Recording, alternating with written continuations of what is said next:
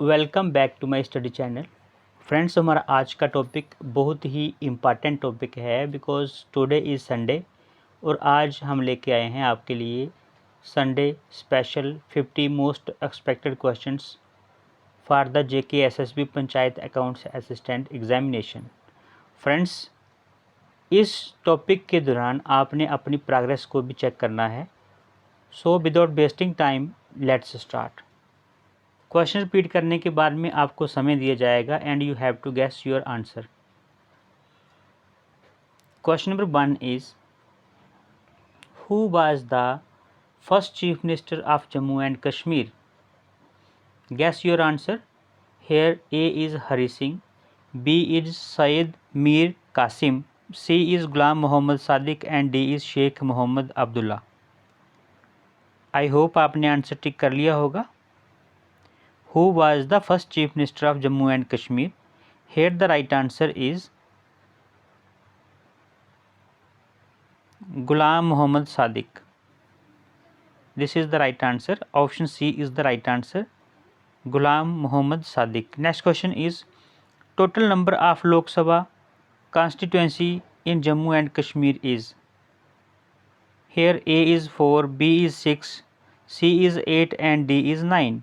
Total number of Lok Sabha constituency in Jammu and Kashmir is. Here the right answer is. I hope आपने answer tick कर लिया होगा। Right answer यहाँ पे बनता है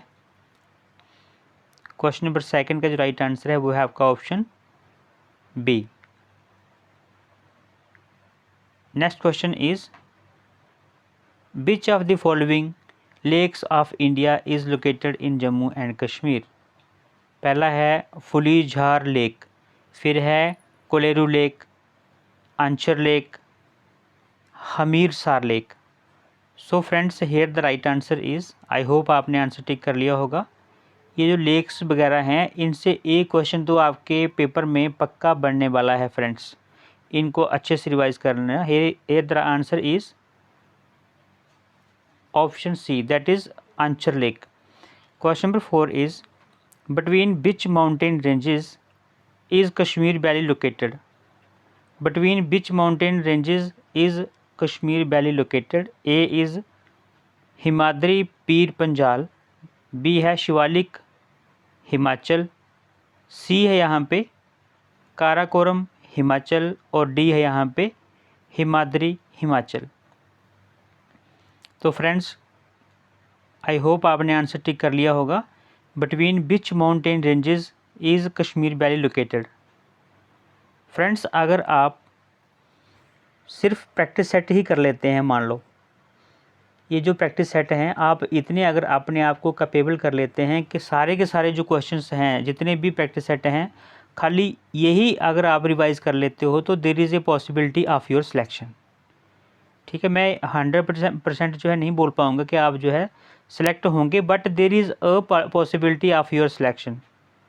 ठीक है, क्योंकि ये जो क्वेश्चंस हैं सारे के सारे सिलेक्टेड क्वेश्चंस हैं, आपने देखा होगा, तो आप जो है इनको अच्छे से रिवाइज करना। Next question is between which mountain ranges is Kashmir valley located? Between which mountain ranges is Kashmir valley located? Here A is Himadri Pir Panjal, B is Shivalik Himachal, C is Karakoram Himachal और डी है यहाँ पे Himadri Himachal. So friends, I hope आपने आंसर टिक कर लिया होगा। Question number 4 and the right answer is, यहाँ पे जो राइट आंसर बनता है वो है आपका option A, Himadri Pir Panjal is the right answer. Between which mountain ranges is Kashmir valley located? तो कहाँ पे लोकेटेड है? हिमाद्री और पीर पंजाल रेंजेस के between. Next question is what is sustainable development? Friends, very important question है, आपने देखा होगा। हेयर सस्टेनेबल डेवलपमेंट क्या होती है? A is the development that meets the needs of the present without compromising the ability of future generation to meet their own needs. बहुत ही अच्छा क्वेश्चन है friends. Next is to conserve natural resources and to develop alternate sources of power while reducing pollution and harm to the environment. C is It is the practice of developing land and construction projects in a manner that reduces their impact on the environment by allowing them to create energy efficient modes of self sufficiency। और D है यहाँ पे all of the above। Friends आप answer guess कीजिए।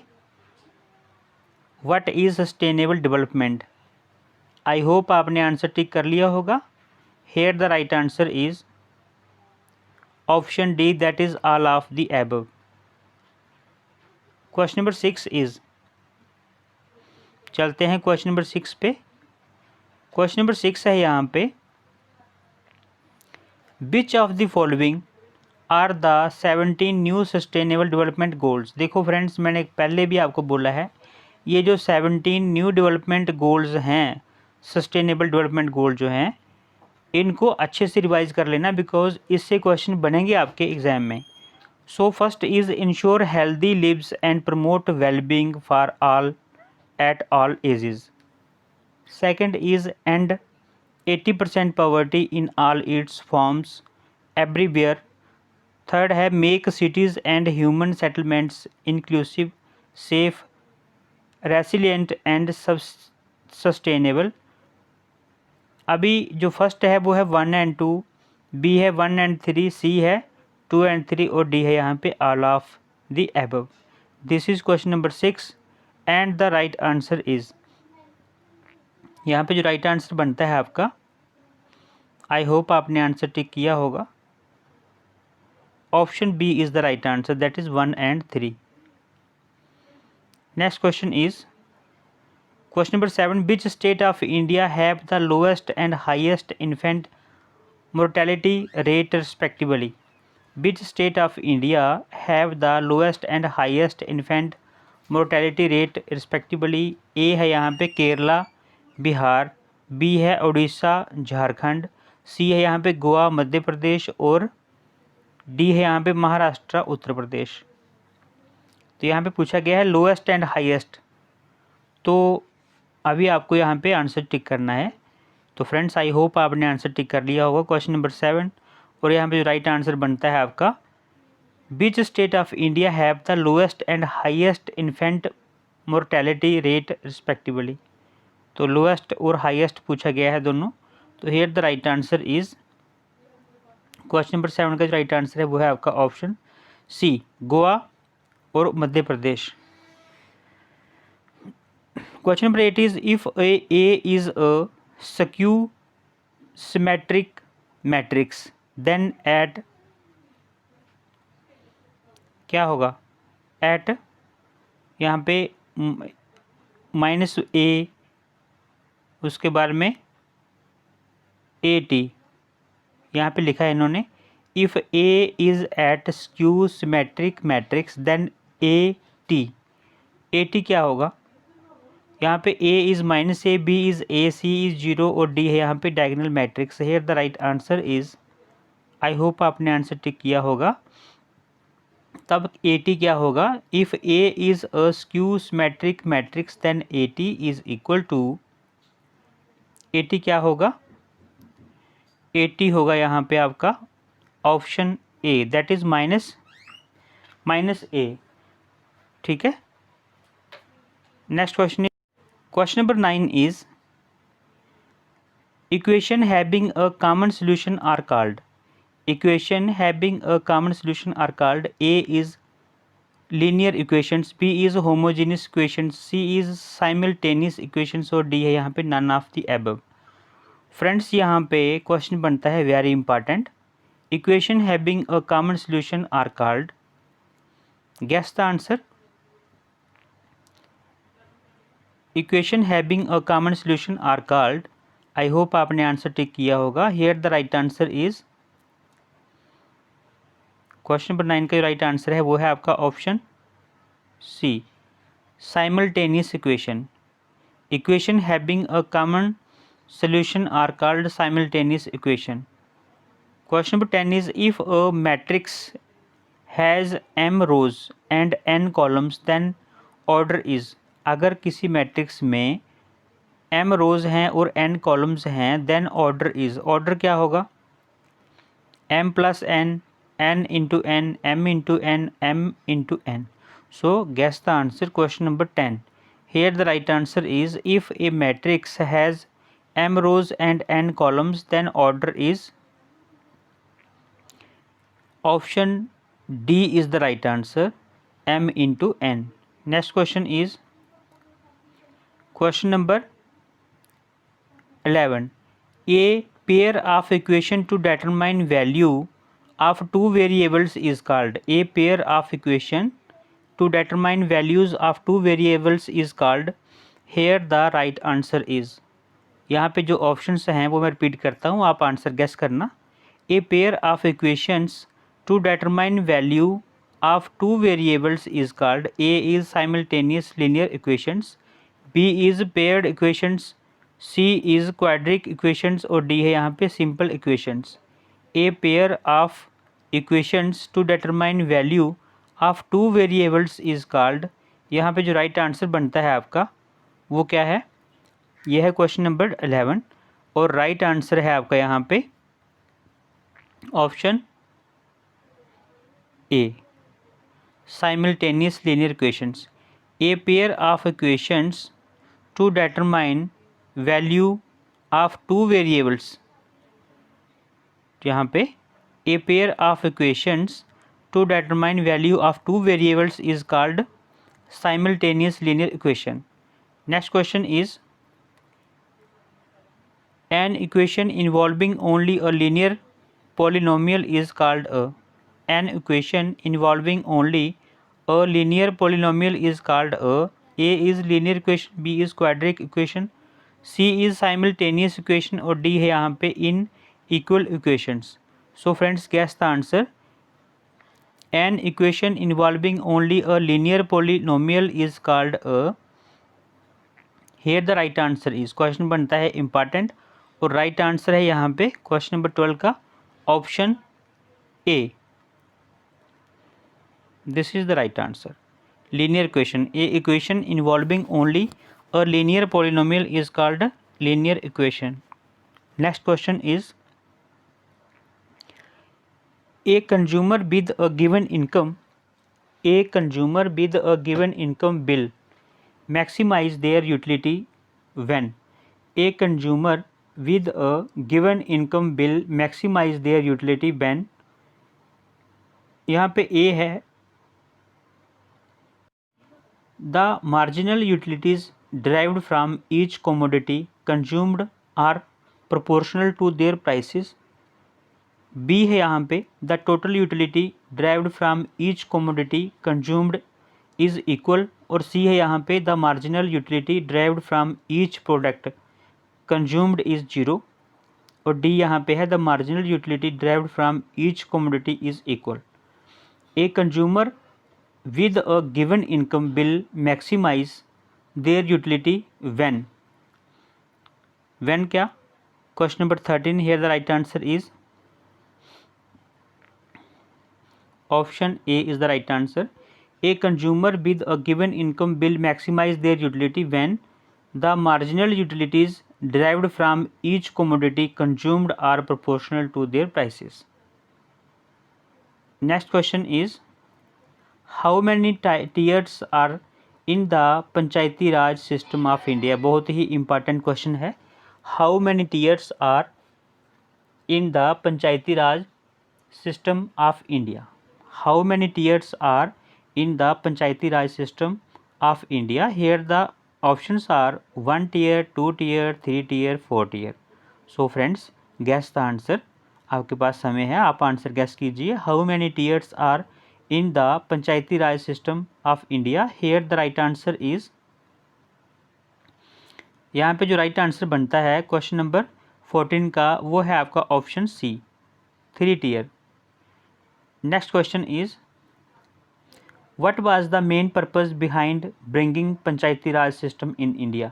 Friends, एक बात कहूँ आपको कि अगर मैं समय दे रहा हूँ तो इससे क्या हो रहा है कि वीडियो बहुत लंबी हो रही है. सो आपसे रिक्वेस्ट है कि जब भी मैं क्वेश्चन रिपीट करता हूँ उसके बाद में आप अगर आंसर मार्क करना चाहते हैं, खुद गैस करना चाहते हैं, तो आप वीडियो को पॉज कर दीजिए, उसके बाद आंसर गैस कीजिए, फिर जो है आप उसको दोबारा से चलाइए, ठीक है।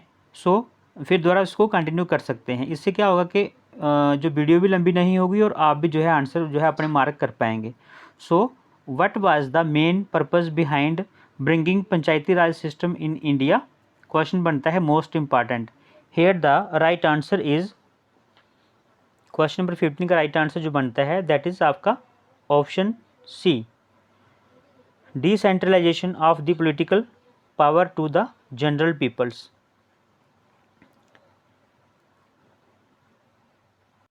क्वेश्चन था हमारे पास what was the main purpose behind bringing Panchayati Raj system in India. तो इसका क्वेश्चन जो है ये मोस्ट इंपॉर्टेंट है। Here the right answer is option C, that is decentralisation of political powers to the general people. Next question is which statement is true about Panchayati Raj. देखते हैं statements क्या क्या हैं यहाँ पे। हियर स्टेटमेंट्स आर, सेकंड है यहाँ पे जो वो है आपकी minimum age should be 18 years to contest election at the panchayat level. C है यहाँ पे election of the Panchayati Raj institutions is conducted under the guidance of the state election commission. और डी है यहाँ पे for the financial review of panchayat the state finance commission is established after 6 years. So friends here the right answer is question number 16 का right answer बनता है आपका वो है आपका option C, election commission of election of the Panchayati Raj institutions is conducted under the guidance of the State Election Commission. Next question is, how many posts are reserved for women at all levels in Panchayati Raj system? So guess the answer. How many posts are reserved for the women at all levels in Panchayati Raj system? Here the right answer is option A, that is 1/3. Next question is question number 18. The concept of economic growth is, very important question है। The concept of economic growth is, options are identical with the concept of economic development. B है यहाँ पे narrow than the concept of economic development. C है यहाँ पे wider as compared to that of economic development. और D है यहाँ पे unrelated to the concept of economic development. So friends, guess the answer. The concept of economic growth is, here the right answer is question number 18 और right answer है यहाँ पे वो है आपका option B, that is narrower than the concept of economic development. Next question is question number 19. The direction of rectangular page for viewing and printing is called. The direction of a rectangular page for viewing and printing is called. Here the right answer is, options हैं यहाँ पे orientation, direction, print, layout और preview. The direction of a rectangular page for viewing and printing is called. Here the right answer is option A, that is orientation. Next question is question number 19. We can change, question number 20 है यहाँ पे, we can change the thickness of a line from, कहाँ से कर सकते हैं हम? We can change the thickness of a line from, तो answer is option D, line style से, ठीक है। Next question is question number 21 is, which item is printed at the bottom of each page. क्या होता है friends? Header होता है, footer होता है या क्या होता है? Which item is printed at the bottom of each page. Question number 21, here the right answer is footer, ठीक है। Footer is the right answer. Footer is printed at the bottom of each page. Next question is, colour and pattern use to fill a closed shape is called. उसे क्या कहते हैं? Colour and pattern use to fill a closed shape is called. Question number 22, here the right answer is, उसे कहते हैं fill style.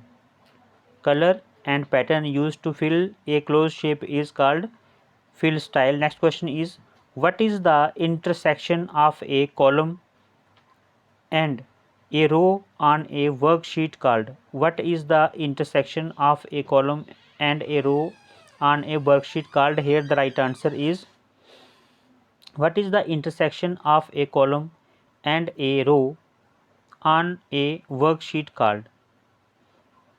Here the right answer is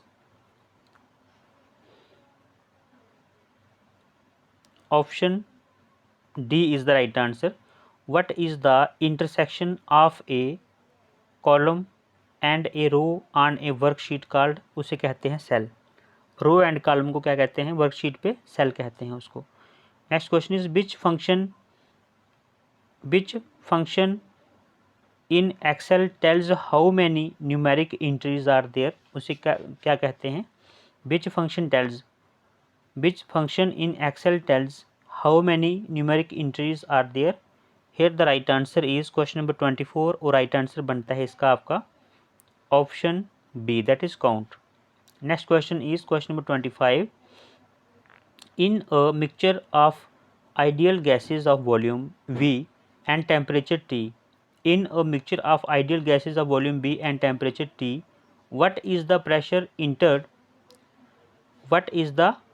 exerted by each individual gas if it occupies the total volume V alone at temperature T called? Question बनता है most important. In a mixture of ideal gas of volume V and temperature T, what is the pressure exerted by each individual gas if it is occupied the total volume V alone at temperature T called? उसे कहते हैं option C is the right answer, partial pressure कहते हैं उसको। Partial pressure is the right answer. Next question is what is the formula for number of kg moles n of a gas if m equal है mass of gas in kg, I equal है molecular weight in kg per kg mole. उसके बाद में options है यहाँ पे,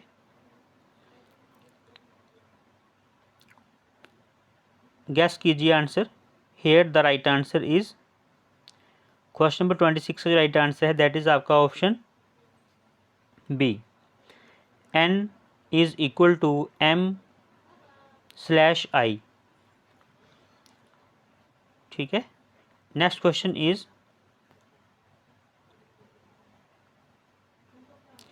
question number 27। What is a mole of a substance? Most important question है। What is a mole of a substance? Here what is a mole of a substance? So A है यहाँ पे 1 mole has a mass numerically equal to half the molecular weight of the substance. B है यहाँ पे 1 mole has a mass numerically equal to the molecular weight of the substance. और C है यहाँ पे 1 mole has a mass numerically equal to double the molecular weight of the substance. और D है यहाँ पे none of the above. So what is a mole of a substance? Here the right answer is question number 27 and the right answer is option B. 1 mole has a mass numerically equal to the molecular weight of a substance. Question number 28 is which of the following process does not occur at the interface of phases? Crystallization, heterogeneous catalysis, homogeneous catalysis or corrosion. So which of the following process does not occur at the interface of phases? So guess the answer. Question number 28. Here the right answer is option C is the right answer, that is homogeneous catalysis.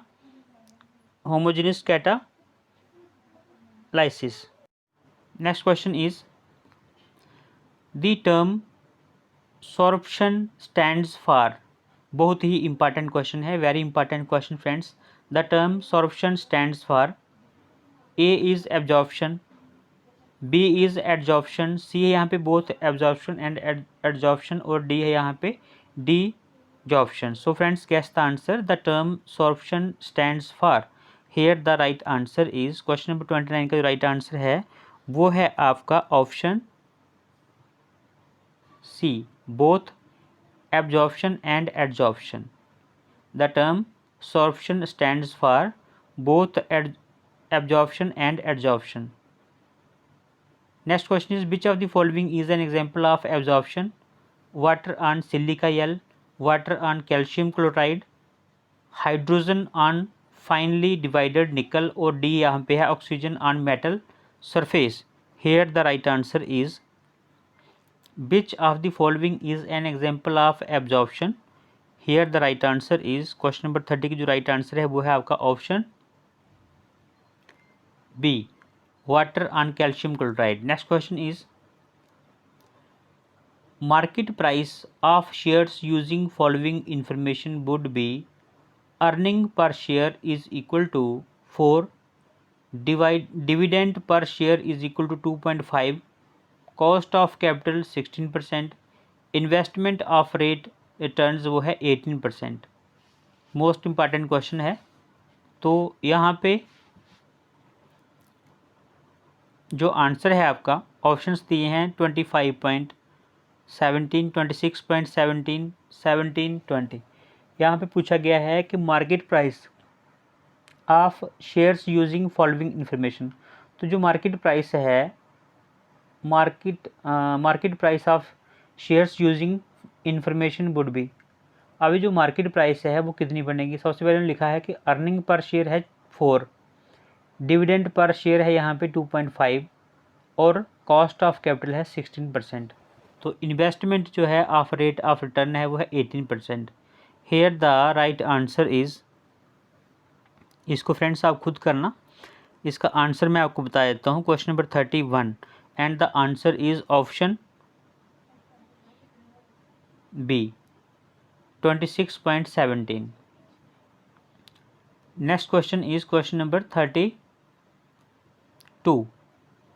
Word in hand theory given by Graham, Dodd and कैटलव्यू।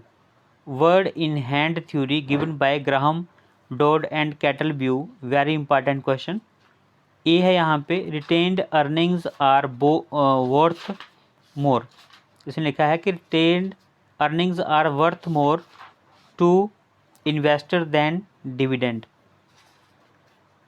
ठीक है। और next है, dividend are worth more to investor than retained earnings. और C है यहाँ पे both A and B. D है none of the above. Question number है यहाँ पे 32।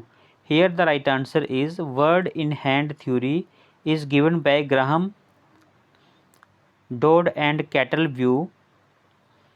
Dividend are both worth more to investor than retained earnings. Option B is the right answer, ठीक है। ये वाला जो है सही है इसका। Question number 33 is, bonus shares are also called, bonus shares are also called as, guess the answer। bonus shares are also called, here the right answer is scrip divided। bonus shares are also called as scrip divided।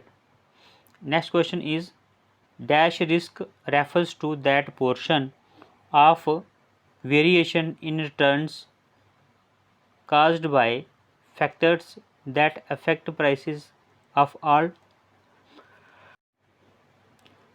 securities। Dash risk refers to that portion of variation in returns caused by factors that affect price of all securities। Here the question is important and the answer is question number 34। और यहाँ पे जो answer है आपका वो है आपका systematic.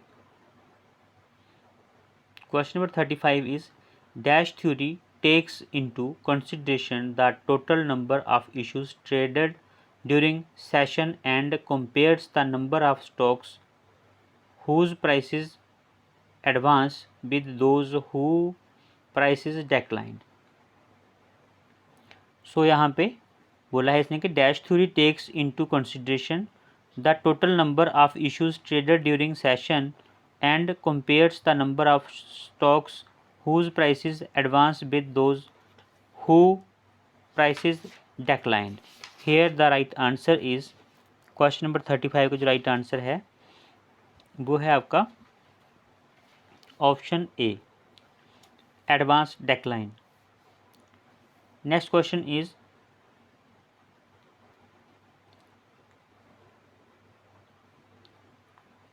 अभी जो यहाँ पे लिखा है इन्होंने कि which of the following statement is correct. First है filters are used to isolate primary trend from minor price changes arising from random factors.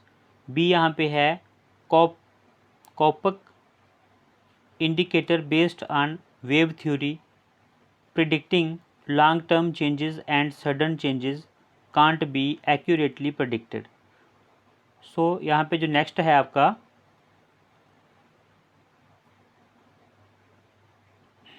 Question number, अभी हम पहुँच गए थे क्वेश्चन नंबर 35 के पास। तो डैश थ्योरी क्वेश्चन नंबर 36 कर रहे थे। Which of the following statement is correct. Here A is filters are use to isolate primary trend from minor price changes arising from random factors. B is Coppock indicator based on wave theory predicting long term changes and sudden changes can't be accurately predicted. This is question number 36. इसके बाकी वाले options भी देखते हैं हम। पूछा है कौन सी स्टेटमेंट जो है वो करेक्ट है। Here the another options are under block uptick downtick ratio if a particular block transaction is above prior price it is an uptick, it is a if it is below it is downtick। तो options यहाँ पे दिए हैं, D यहाँ पे लिखा है all of the above. So friends here the right answer is all of the above is the right answer. Next question is market maker are dealer. A यहाँ पे दिया है do act as agent for end users. B है do not act as agent instead they act as principals. C यहाँ पे है both of the above और D यहाँ पे है both none of the above. So market maker are dealer dash here the right answer is question number 37 and the right answer is option B do not act as agent instead they act as principals। next question is National Stock Exchange of India Limited NSE includes following features। Question आता है most important और पहले है NSE has two segments one for debit instruments and other for capital market instruments. B यहाँ पे है NSE ensures nationwide securities trading facilities through automated screen based trading. C यहाँ पे है free fee of for corporate institutional member would be ₹25 lakhs while for other it will be ₹10 lakhs। D यहाँ पे है all of the above. Question number है 38 और यहाँ पे जो राइट आंसर बनता है आपका वो क्या है 38 का option D is the right answer। Question number 39 is which of the following statement is correct। A is derivatives are used for hedging risk। First जो उन्होंने पॉइंट लिखा है वो लिखा है कि derivatives are used for hedging risk. B यहाँ पे है the main objective of hedging risk is minimisation of loss. C यहाँ पे है forwards future opinion options swaps caps and floor are some of the derivations. D यहाँ पे all of the above. So question है which of the following statement is correct. Question number 39 and the right answer is यहाँ पे right answer बनता है आपका option D is the right answer, all of the above. Question number 40 is dash arises when one of two parties choose to declare bankruptcy. Dash arises when one of two parties choose to declare bankruptcy। यहाँ पे bankruptcy की बात की गई है, तो option A है यहाँ पे इंटर पार्टी रिस्क, बी है काउंटर पार्टी रिस्क, सी है यहाँ पे इंट्रा पार्टी रिस्क और डी यहाँ पे है none of the above. So friends, dash arises when one of two parties choose to declare bankruptcy. Question number 40 and the right answer is option B is the right answer, counterparty risk. Counterparty risk arises when one of two parties choose to declare bankruptcy. Next question is question number 41. Which among these is not a component of international liquidity? Which among these is not a component of international liquidity? Question number 41 and the right answer is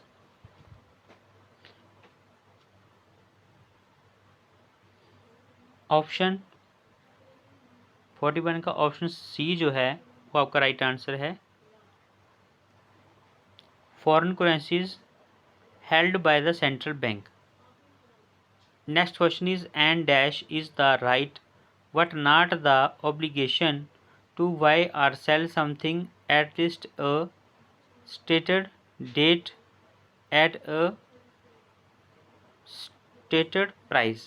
So A is options, B is future, C है यहाँ पे forward, D है यहाँ पे all of the above. So friends, guess the answer question 42 and the right answer is A dash. Here the right answer is option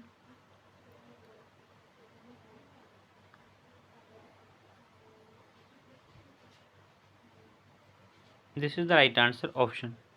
Question number 43 is the fixed price at which an option may be exercised. The fixed price at which an option may be exercised known as the dash price. Here the right answer is the fixed price at which an option may be exercised known as, कौन सी price होती है वो?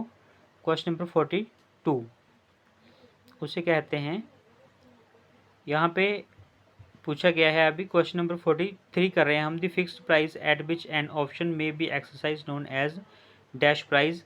Hair A is striking, B is hammer, C is bid और D यहाँ पे है none of the above. So friends, guess the answer question number 43। Here the right answer is option A.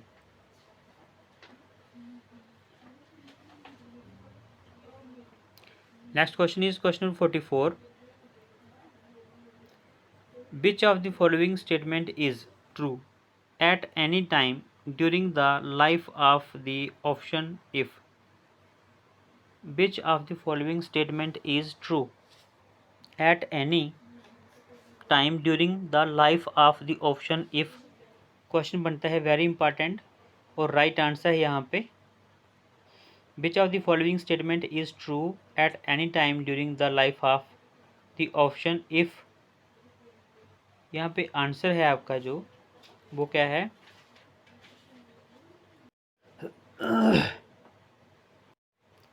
devaluation means, here the right answer is devaluation means, here the right answer is devaluation का answer क्या होता है, यहाँ पे क्या meaning होता है devaluation का? क्वेश्चन नंबर 46 और यहाँ पे राइट आंसर है आपका option C is the right answer, that is reduction in external value of currency. Devaluation means reduction in the external value of currency.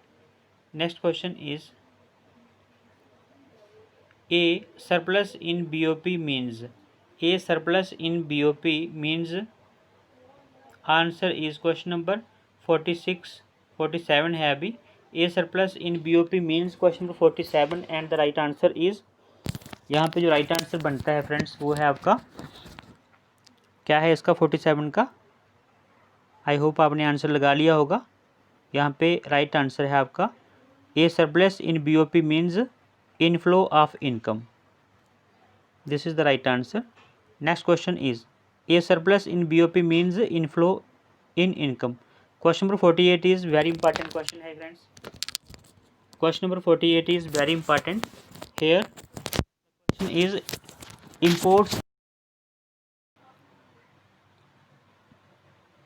imports can be reduced by, imports can be reduced by, A option है imposing import duties, B है यहाँ पे introducing import quota system और C है यहाँ पे both A and B और D है यहाँ पे none of the above। imports can be reduced by, question बनता है very important. here the right answer is question number 48 और यहाँ पे है imports can be reduced by, option C is the right answer, that is both A and B। imports can be reduced by imposing import duties or introducing import quota system। next question is question number 49, when the number of units of home currency to deal is 1 unit of foreign currency is given। बोल रहा है कि when the number of units of home currency to deal in 1 unit of foreign currency is given, it is a dash quote। so answer is it is a direct quote। इसे क्या कहते हैं? Direct is the right answer. When the number of units of home currency to deal in 1 unit of foreign currency is given, it is a direct quote। Next question is question number 50, in dash quote the number of units of foreign currency is given to deal in 1 unit of home currency. क्वेश्चन बनता है very important, in dash quote the number of units of foreign currency is given to deal in 1 unit of home currency. So here the right answer is option B is the right answer. Indirect, in indirect quote the number of units of foreign currency is given to the Daniel given to the deal. यहाँ पे है friends, sorry, यहाँ पे लिखा है कि in dash quote the number of units of foreign currency is given to deal in 1 unit of home currency. ठीक है, उसे कहते हैं, क्या कहते हैं उसको? क्वेश्चन नंबर 50 का जो आंसर है वो है indirect. In indirect quote the number of units of foreign currency is given to deal in 1 unit of home currency. So answer is indirect is the right answer. So friends, today we have completed this practice set. I hope आपको ये video अच्छा लगा होगा। Friends, if you are new on my channel, please subscribe my channel and press the bell icon to get our latest videos. Thanks for watching this video friends. Prepare well, perform well. Friends, अगर आपको मेरा ये video अच्छा लगा तो please आप मेरे channel को सब्सक्राइब कीजिए और बेल आइकन को प्रेस कर दीजिए, साथ में जो है लाइक बटन को भी प्रेस करिए। सो फ्रेंड्स, मिलते हैं नेक्स्ट वीडियो में, तब तक के लिए बाय बाय।